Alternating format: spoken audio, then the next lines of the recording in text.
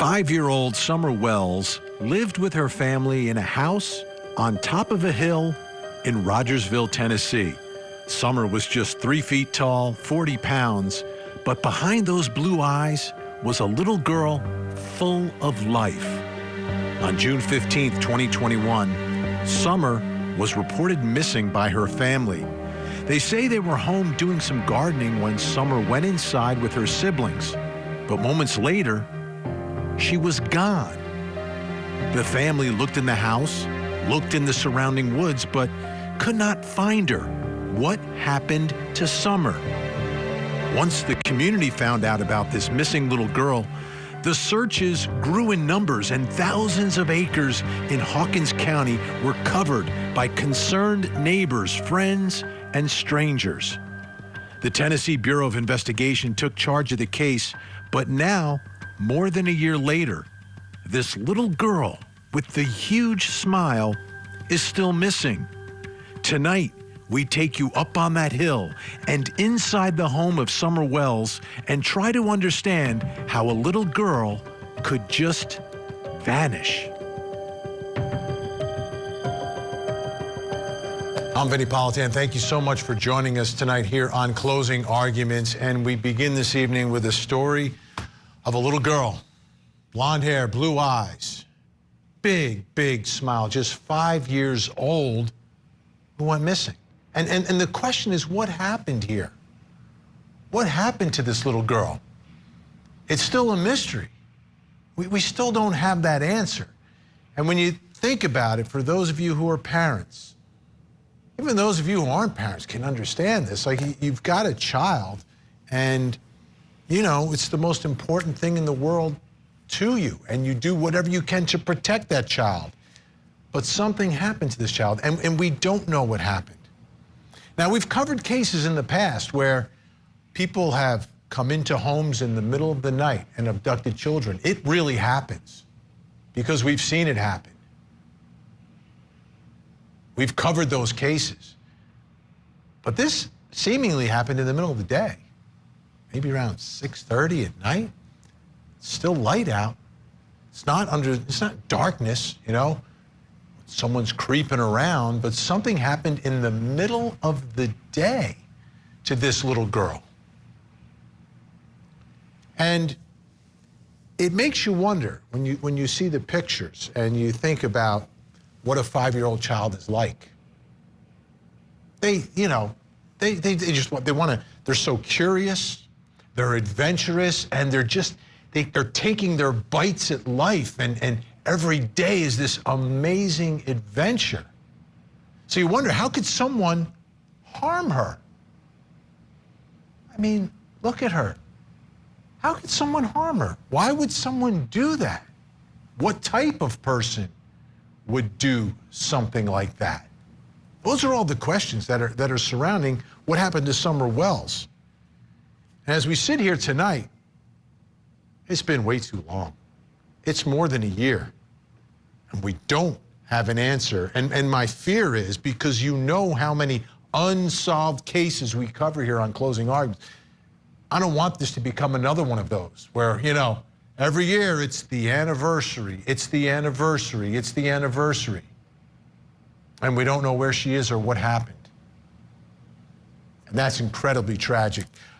As I mentioned, the Tennessee Bureau of Investigation, you know, in charge of this, looking at this, taking it very seriously. They know how high profile it is. And they know that Summer Wells was such a vulnerable young child that you want to solve that case. You want to solve every case, but when you've got a missing child, it takes it to another level. 1 year, you know, people don't like using that word anniversary, all right? It's been more than a year now, June 15th, 2021, that she's been missing. And the Tennessee Bureau of Investigation gave us an update on where they stand in their investigation into what happened to Summer Wells. At approximately 6:30 p.m. on this day, 1 year ago, Summer Wells, who was 5 years old at the time, was reported missing from her home on Ben Hill Road in the Beech Creek community of Hawkins County. When we held the first media briefing on June 16th, honestly, we expected to have good news to report by the time the next media briefing came around. Unfortunately, instead, day after day ended in frustration and disappointment. At that time, no one expected that we would still be searching for Summer 1 year later. We've said from the beginning that this case is outside the norm. There are few clues as to what happened to Summer, despite investigators doing everything within their power to find answers. While investigators have been diligently working to find answers, they've had to deal with thousands of tips generated by false information that in some cases has been intentionally spread across social media platforms. We know that this case has attracted the attention of individuals across the country who genuinely care about Summer and want nothing more but to help us find answers. We appreciate those people. However, we are also aware that there are some people using this case for their own personal gain by spreading false information on social media posts as facts. Some go as far as to solicit donations. This has had a major impact on the investigation and not in a good way. Moving forward, we ask the public not to submit tips as a result of a video they viewed on YouTube or a theory they've seen posted on Facebook. Please help us and only call if you have direct, specific information about the disappearance of Summer. Want to bring in a special guest joining us now tonight in Charleston, South Carolina, former homicide detective and host of The Interview Room with Chris McDonough. Chris McDonough with us. And Chris, I know you're one of the people that care about this case. You've done so much investigation and speaking to people. Can you believe that we're sitting here now more than a year later and still no answer? No, Vinny, I can't.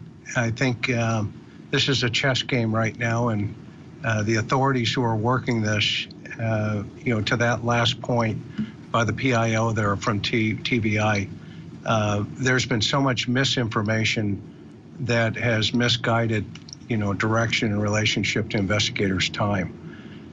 So I think, when I first heard that piece of their, the press conference, it just reiterated the power of these platforms and how they should be utilized in a very responsible way so that the investigators can get on what they do and not have to waste time. So to answer your question, no, I can't believe we're still talking about this.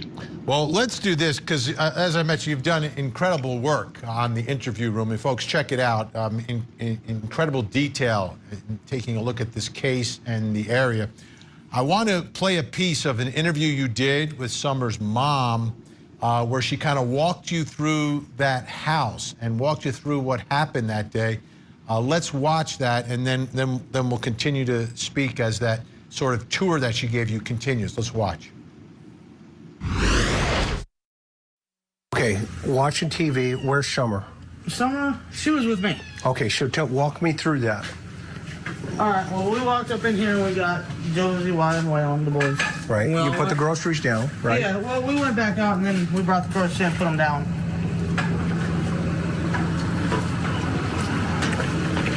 And then Mom, she went and took her stuff to her house, put her stuff away. Okay. And then, of course, me and Summer went back over, put our stuff away. Okay. You went back in? Yeah, me and Summer went back in the house. And then we were just doing normal stuff. Okay. Around the house like we normally do. And I come out, Mom was sitting there at the time I come out and I'm standing here. Okay. I was like, what are you doing? What are you staring at? She's like, these plants, I gotta get them transplanted. I was like, well, Summer will help us, so I went back in. By that time, she was sitting on the floor playing with her toys. Right here? No, in the kitchen where we were just at. Okay. She was actually sitting on the floor playing with her toys at that time.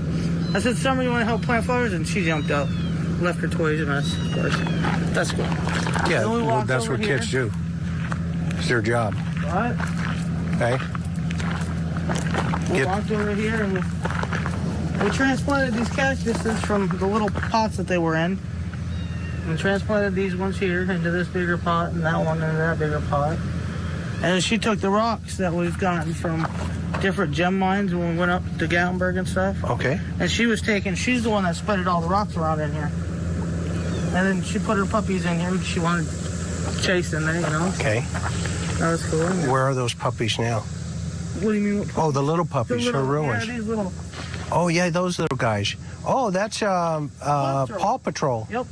Yeah, that's the police one. Yep, that's Chase. He's always on the case. Okay. Okay. Oh, I see another one over here. She put him in there. Yep, you're on the cactus. Okay. Don't take those out, okay? No, I leave them right there. I know. And then we went in my mom's where we can't get in there. Yeah, that's fine. We went in We there. went in there and got some candy and stuff she gets from grandma. Okay. And I said, well, I'm going to go back over to the house. She wanted to go back, so I figured I'd go back, you know. Okay. And I brought her, I literally walked over to here. Like literally walked right to here where I could see the boys and on the kitchen table. Got him. And I watched her walk in there. And afterwards, when she was already in there, I walked over and I said, quiet. And he looked at me and I said, watch Sissy, I'll be right back. And that's when I walked back over to my mom's. Okay. And I was fixing her brace and stuff like that. And I said, well, Mom, I got to go back over with the kids. And that's when I come back up into the house. Okay. With the boys. Okay. Not that. You walked into the house. I walked into here. Get up. Get up. I walked in here and them three were sitting right here in front with their eyes glued to the TV. Like always. And I said, boys, where's your sister at? Well, she just went downstairs, Mom, to play. So I went over here like this. Because this is where the stairs are. Okay. It's actually down under there. Oh, down into her Down into bedroom. Our bedroom, and then hers is on the other side. Oh, okay, in the basement. Yeah, in the basement. Well, this makes sense now, see? And then I yelled and I said, Summer, Summer. And she didn't, I listened for a minute, I didn't hear nothing. So I went like this. This is how I always get down here. Yeah. I don't know if you want to come down here or not. Do I got to be tiny to get in there? No, you should. Can we come in from the other side? Well, we can, but it'd make more sense if you went this way. Okay, I'll follow you. Oh, man. Chris, as we're watching your video here, this is the entrance to Summer's bedroom? Yeah, this is the entrance, Vinny. It's underneath like a little shelf in the kitchen. And it's cut out from that shelf, and a set of stairway goes down to the basement. Wow. Okay, so you're coming down into the basement here with Summer's mom. What are you thinking as you're looking at all this and seeing this for the first time? I was in shock. But you know, the old homicide detective in me kicked in, where it's like, let's just stay focused on, you know, what are the dynamics of this room? Where's Mom and Dad? Where does Summer sleep? Well, you know, what are Summer's interests? I'm trying to create a victimology in my head in relationship to the dynamics of, you know, this child's environment. And as it really felt. Go ahead. Go ahead, Benny. I'm sorry. No, go ahead. It felt like a dungeon. It felt like a dungeon. So you enter the basement underneath a cabinet in the kitchen, and you kind of crawl in there backwards. You get down there. How do you get out of there? Well, there's a door. She's going to show us a door. It's, you know, you're gonna see here in a second, but you'll notice all the lights are off. Right. That's a wire hanging down. There's items over the windows as you come in. You can see, and there's that door right there. You could barely see it for a second. And she's going to take us over there, but you see that window is covered. And now this is the door. There's a TV there that had some inappropriate material on it running while I was there. It was crazy. It was crazy. So her story is that Summer went inside. Siblings are watching TV, so they're glued to the TV upstairs. So if Summer goes down to her bedroom, she would go down there by herself at that moment, right? Yeah, that's the reported information. Yeah, at this point, correct. Okay, so let's take a listen, because you did ask her about the door downstairs. Let's watch that. Yeah, Yeah, I come down and I searched. I looked up underneath the beds under there. We can't really get on. I can't get under there. Yeah. But I looked under there, looked under every blanket I could possibly look under. Yep. And then I come over here and I looked on both sides. I didn't see it nowhere. And I don't recall if this was locked or not. I don't recall that. Okay. But I know, it's hard on me. But I know I did come out here and I said, Summer, because sometimes she'll sit right here and just sit here and play just for, And usually when she comes out and she goes directly that way up to the swing. Oh, okay. So this is like her. Yeah, she just where she walks. come running out. Yep. Oh yeah, you can see the path Just here. go right to the swing. Right, you can see where she could have run right up to and here. this is all the further she would go. She wouldn't leave. Okay. She wouldn't go out nowhere else. This is absolutely jaw-dropping, but eye-opening at the same time. I mean, I've heard bits of her accounts of that day, or their accounts of that day, but it makes a lot more sense to a certain extent walking through the home now. So she's 5 years old. If she wanted to open that door, I mean, that would be no problem for her. Providing the deadbolt is not locked above it. And what's interesting, you'll notice that Mom, when she'd gone outside and we were, talking, she was showing me some things. There are a couple of things in play here, Vinny. Number one is they had ingrained in all the children's heads not to leave the property. A.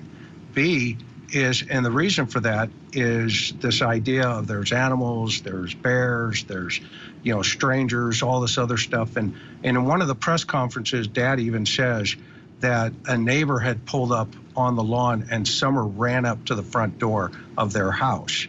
So the mindset of this child in relationship to the behavioral analysis aspect of it is this little girl is scared of a lot of different things going on. At 5 years old, I think that's natural for any of our children.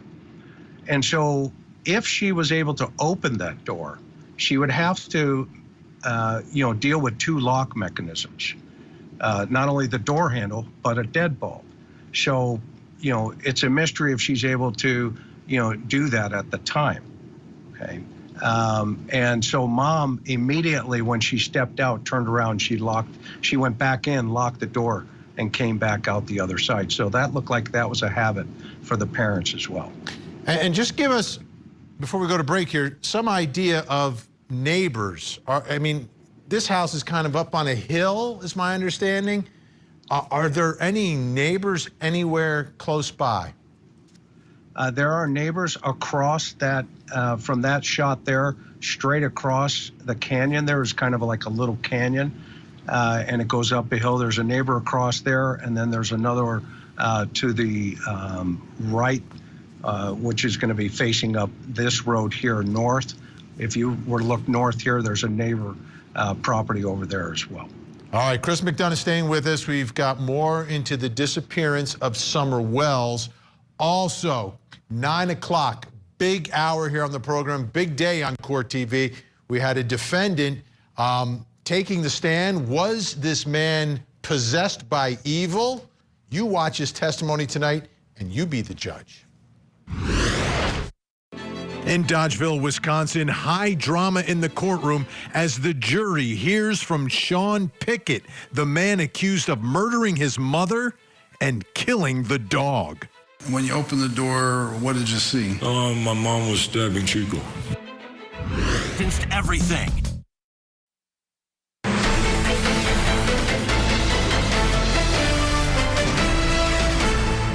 Now, when I was on the phone with you yesterday briefly, you said he got the story out of order.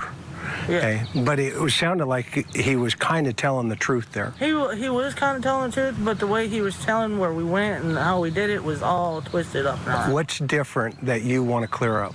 Well, because when we left from the emergency room, we went straight to the smoke shop, and that's when I got the cigarettes and stuff like that there. And then we stopped at the hippie house, and I got those cheap vapes because they're cheap there. And then we went and put my mom's prescription in, and then we went to Warriors. And then we come back to Walgreens, got mom's prescription, went to Sonic, then to Priceless, then to his house. Okay. And that's exactly That's the in that order. Okay. So He had it different from what you remember. Right. Okay. So That's not what I remember. It's how it was. Okay. That's Summer Wells' mom speaking with Chris McDonough, talking about the day that her daughter went missing and where she was and what she was doing. There was someone else there with them that day. It wasn't just Summer and her mom. Grandma was there. And then there was a young man, 15 years old, named Hunter, who was involved as well. I want to bring back in Chris McDonough, host of the Interview Room with Chris McDonough. It's on YouTube. Incredible depth and detail on this story. Please check it out. Chris, give us a little background on this 15-year-old. What's his connection to the family? And he was with Summer and Mom and Grandma that day?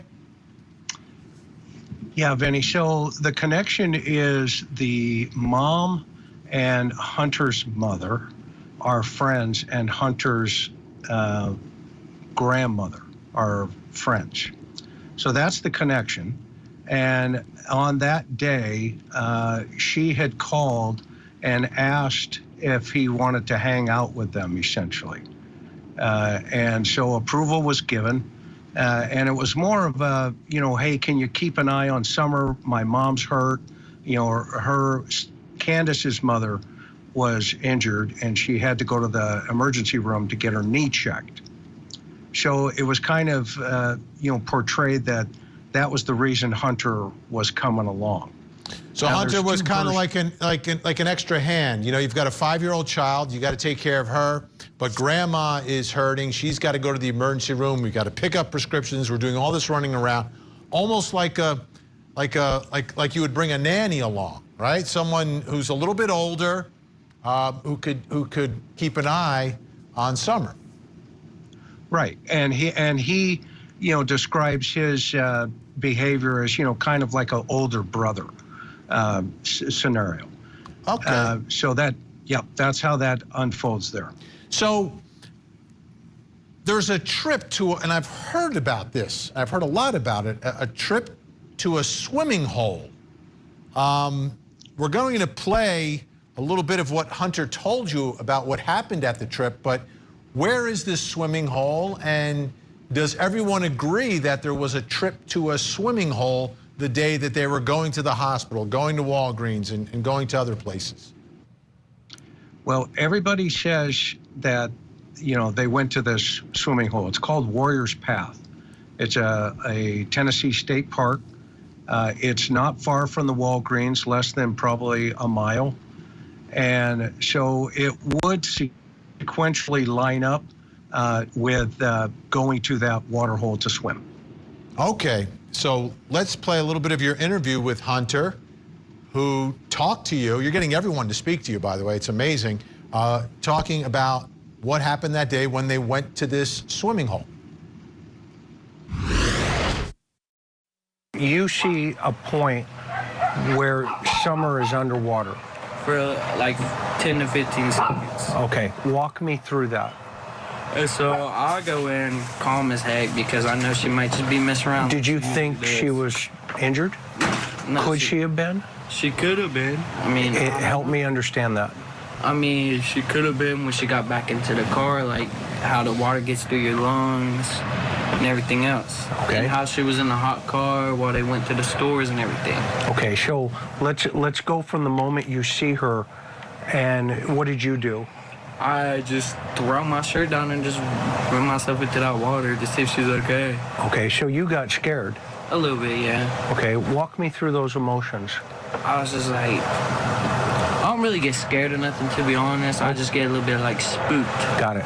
Spooked. Okay. Like, how do I put that? Like, spooked. Like, I get a little bit like shook for a second. Right. That's it. Okay, so you got nervous. Yeah, a little bit, yeah. And did you call her?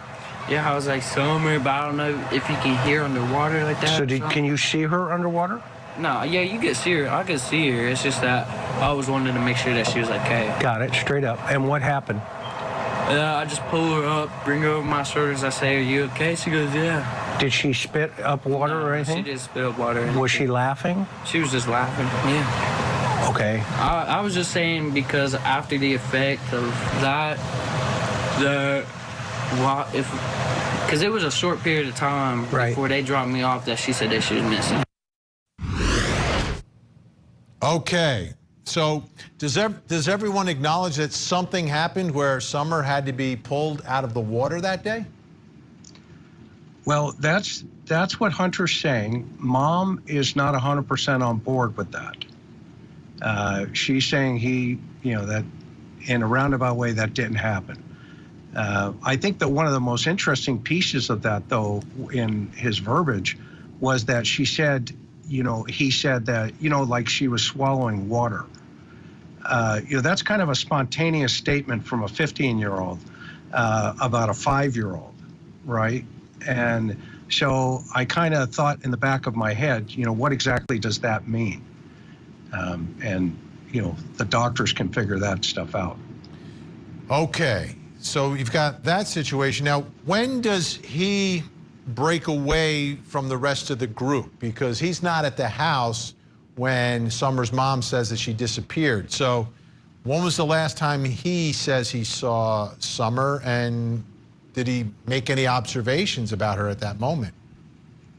Yeah, so he is taken home after a couple, they pick up the prescription, they go get a Slurpee from a local store, they pick up some groceries, and then it's at that point he is taken back to his house. That's his grandmother sitting there on the porch. They see Summer in the car. He relates, in his opinion, she's still alive, and that they had been, playing inside of the car on the drive home. So that would be the point, right? If you're putting a timeline together here, Chris, that would be the point that the last time anyone from outside of the immediate family sees Summer. Correct. Hunter would have been the last one, and the folks on the porch there. And how far is where they live from where Summer lives? About 4.5, just under 5 miles. Okay, and was he ever contacted? Like when she goes missing, I'm sure there's some level of panic by the family that our 5-year-old is missing, so we've got to search for her. Did they call him up to come help with the search? No, but she did call while the authorities were there. Summer's mom called his mother, and on FaceTime was telling the boy's mom that the authorities were looking for Summer, but she was inside of the house, not, participating. And they related to me, they felt that was kind of an odd detail. If your daughter's missing, why isn't she jumping in relationship to getting out there and, wanting to help? So, I don't know exactly what that means. I'm sure the authorities will tell us at some point. And how about Grandma, who was there that day? Has she ever spoken publicly? Have we heard her version of what happened that day? Yeah, her version is almost a parroted version of Mom and Dad. So it's almost all three of them are in sequence with the story as a whole. And was Summer's dad there at the moment that they say she disappeared? That's still a mystery. There's about 3 hours of time. From 3 o'clock to 6:23 is when the time of call for the 911 came in. So there's that period of time that is still, a toss up in the air in relationship to, the sequence of events here. Timelines are so important, and when they're not clear, that is a problem. All right, folks, it's The Interview Room with Chris McDonough. It's on YouTube. Subscribe to it. Watch it all. Incredible detail. Chris, we'll be talking again about this and other stories. Great to see you. Thank you so much. When we come back, I want to bring in a body language expert and a psychiatrist to take a look and a listen to what Summer's family is saying about what happened to that little girl.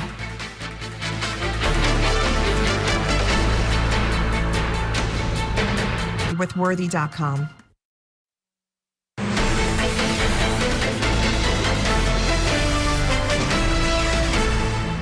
is a time frame here between this trailer and that house within, you said 2 to 10 minutes maybe. No, 2 to 5. 2 to 5. And then she goes in and now she's gone. Wow. What do you think happened? Where would a suspect have been, in your opinion, in this? My opinion? Yeah, in this area. They could have been sitting anywhere. They could have been sitting over here, just off the little edge right here, or where the bus is, that little bushy area right there. They could have been sitting right out there. here. Yeah. And Okay, come show me. What's up? That's all right. And I just recently found out that there was like, I guess he's a child molester. Okay. That lived like literally 8 minutes from my house. And he can literally walk from his house into my house within 8 minutes. Okay. And like that bushy area right there, you can't really tell if anybody's crouched down there or anything. What do the authorities think? I don't know what they think. I really don't. Fascinating. Chris McDonough from the interview room speaking with Summer Wells' mom. What could have happened? Well, there's a child molester, lives 8 minutes away, could have been hiding in the bushes there. Then I noticed that little dog that was there. I wonder if the dog would have barked if someone was hiding in the bushes. I don't know. Let's bring in our experts joining me tonight in Winchester, Virginia. Body language expert specializing in micro expressions, Dr. Stephen Langston is with us. And in Los Angeles, California, forensic psychiatrist, trial expert, witness, and columnist, Dr. Carol Lieberman. Great to see you both. Stephen, let me begin with you. We're going to show another little piece of Chris's interview with mom, Candace, talking about her missing child, Summer Wells. Let's watch, and you tell me if you notice anything about mom. Miss Candace, while I'm out here, is there anything that you feel is important that you'd want to tell the world that I haven't asked you, that you want to let them know? Not really, just hope that everybody that's looking for her, that we can find her and bring her home safely. Okay. She was very precious to me. Okay. And the authorities are working hard on this? Yes, from what I understand, yes. Okay. And, you know, we're going to let them do their job. Yes, sir. Right? That's right. And you're cooperating, obviously. Yep, okay. 100%. All right, Dr. Stephen Langston, I'm just going to jump in here and I'm going to ask you one thing that I noticed. She said she was precious to me. Yeah. Mm-hmm. Yeah, you know, it is common when you're looking at those interviews, any kind of statements like that, when someone comes up with a past tense comment that they already know what's happened, they've already decided this. One of the difficulties I have with this is the regional dialect that happens there. If you listen to Candace and you listen to Donnie, even if you listen to her mother's statement, the neighbor's statement, even the captain of the police department, they all have that same rhythmic dialect that's in their language. It's not common, maybe necessarily across everywhere, but in the mountainous region there in Tennessee, they don't break that, and they continue to say was. I saw an interview with her where she talked about how she was a tomboy, and then Donnie mentioned her favorite song was Godzilla, and so they do seem to use this term a lot, even to a point that I think social media has called it out so much. They're even acknowledging, saying, I don't really know what that means. I'm saying was, she was. Even he said we're losing hope in this stuff. It does seem odd. I don't think that's necessarily the right thing a parent to, would come forward with. You think they would be keeping hope. You think they would keep it in the present tense, recognizing something in past tense. Either could have been maybe they've given up and they've gone ahead and mourned. They've gone ahead and closed that stuff. But calling out the past tense is definitely an eye-opening for both mom and dad there. Yeah, Dr. Carol Lieberman, your thoughts about mom?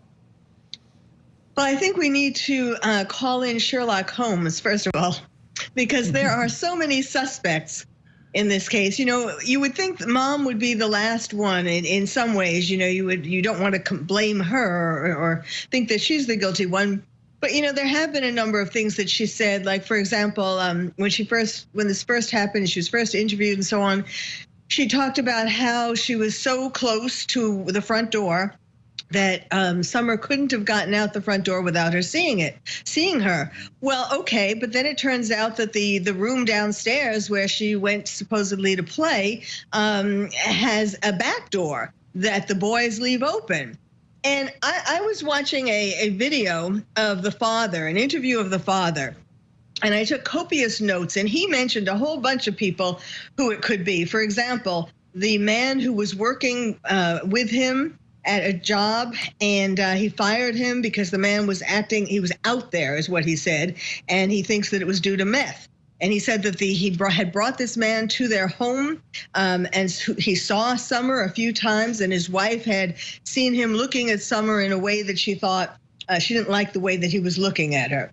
Then there's this story about, how they keep Summer. She was sleeping in the bed between the two of them, and he said, she should sleep in her own bed, and she said, no, I want to be with you. And then,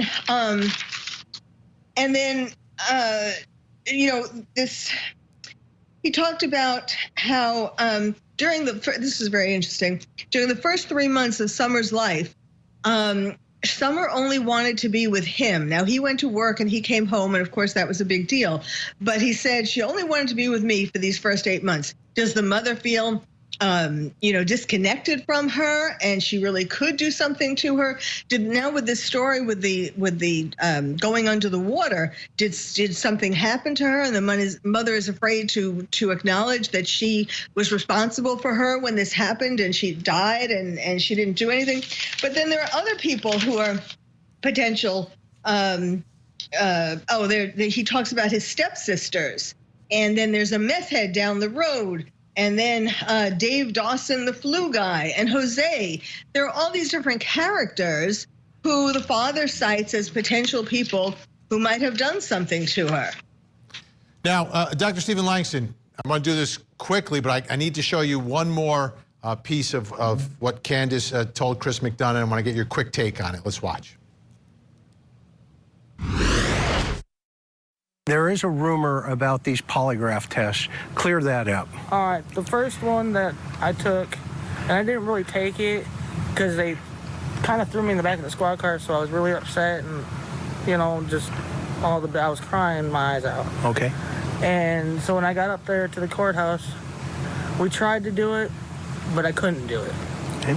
So we waited a few days, and then I went back and I did it, and I passed it. Okay. So that was that. Okay, and then what about the rumors of this relationship situation with Hunter? Are you crazy? I got a husband and 4 kids that I love to death. Okay. To me, Hunter was another one of my kids. Okay. That's how I felt about any kid. Go ahead. You see a lot in her eyes there. You notice how wide her eyes get when she's trying to talk about the polygraph story, and definitely when he called out Hunter, those shoulders, you couldn't see this about what was going on, where there is definitely some uncertainty there. One thing that really catches me out is the direction her eyes are going when she's talking. She's not going to the right where usually you go to remember. She's going to the left where she's constructing stories. Now, again, there could be a lot to be said there. We're not mind reading by any means, but there's more to that story. Just off those facial expressions, her eyes are telling us a lot. Absolutely. All right, Dr. Stephen Langston, Dr. Carol Lieberman staying with us. We got much more straight ahead. Don't go away. In Highland Park, Illinois, the alleged July 4th shooter makes his first appearance in court, already facing 7 murder counts, and the DA says more charges are on the way. Tonight, we take a look at the warning signs, the red flags. Were they ignored by the first line of defense, the suspect's family?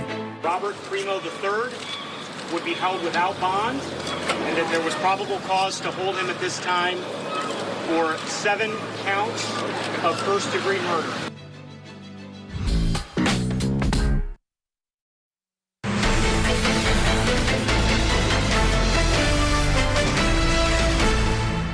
I walked in here and them 3 were sitting right here in front with their eyes glued to the TV, like always. And I said, boys, where's your sister at? Well, she just went downstairs, Mom, to play. So I went over here like this, because this is where the stairs are. Okay. It's actually down under there. Oh, down into her bedroom. our bedroom, and then hers is on the other side. Oh, okay, in the basement. Yeah, in the basement. Well, this makes sense now, see? And then I yelled and I said, Summer, Summer. And she didn't, I listened for a minute, I didn't hear nothing. So I went like this, because this is how I would get down here. That's how you get downstairs to the bedroom inside Summer Wells' house. You got to climb under that cabinet. I want to read for you a letter written by Don Wells, Summer's dad, and this was posted online. And this is, again, 1 year since his daughter went missing. Since you've been gone, I've been completely devastated. I looked everywhere for you, my beautiful girl. I thought YouTube would be the most powerful tool to help find you, and perhaps it still could be, but at a price we may not be able to afford. Our family may not survive. I'm sorry, my beautiful girl, that I completely lost my mind with so many thoughts of people harming you, and I know you want to come home and there's nothing I can do. I'm powerless. So I ask God, please look over my precious daughter. We love her so much. We wish God you will return her to us as well as the boys. I would be so happy to be a family again. And then please bow for the Lord's Prayer. And then it says, thanks, Don Wells. Still with us, Dr. Stephen Langston, body language expert, Dr. Carol Lieberman, forensic psychiatrist. Dr. Carol Lieberman, your thoughts about Dad's letter, because I know you listened to Dad's interview as well. Yes. When I read that letter, there's something rather strange about this letter. First of all, when he says about YouTube, we may not, it's a price we may not be able to afford. I don't think that he's talking about money. You know, I think maybe he's talking about that the secret. If we find out where you are or what happened to you, that it could break. Our family may not survive. He has a criminal history. He's certainly shouldn't be omitted from the cast of characters that are possible suspects. I mean, of course, it seems that he loves her and he's religious and all of this. But and then when he was asked about whether his wife, whether he thinks his wife could have done something to his daughter, he kept saying no, because she's too broken up by this. In fact, she almost went over the edge. So, and there's alcohol and drugs that are part of this family, part of the parents' lives too. So, some of the things they may not realize what they did. And then, in the last video that you played, she said, I have a husband and 4 kids and I love them to death. What would Freud say? Unbelievable. Dr. Stephen Langston, your thoughts about Dad's letter? I call out the I a lot. It seems really odd. I can only imagine what a father would go through as a father of 2 daughters. That would absolutely be at ends too. And I do think, he's expressing something here. But the difference, what I see in the letter, especially from his statements, is the lack of we. Because they both have lost this child, not just I. And so I almost think he's calling out and separating himself from some of the subject matter instead of saying, we ask God to please look over you. And I really see that more of the role of the father and husband. He's definitely isolating himself out in that letter. Now, that could also be for some self-healing purposes. That's definitely why an I could be there. But the absence of we is definitely a call out to me. Dr. Stephen Langston, Dr. Carol Lieberman, appreciate your time and your insight tonight. We'll speak again. Thank you. Thank you.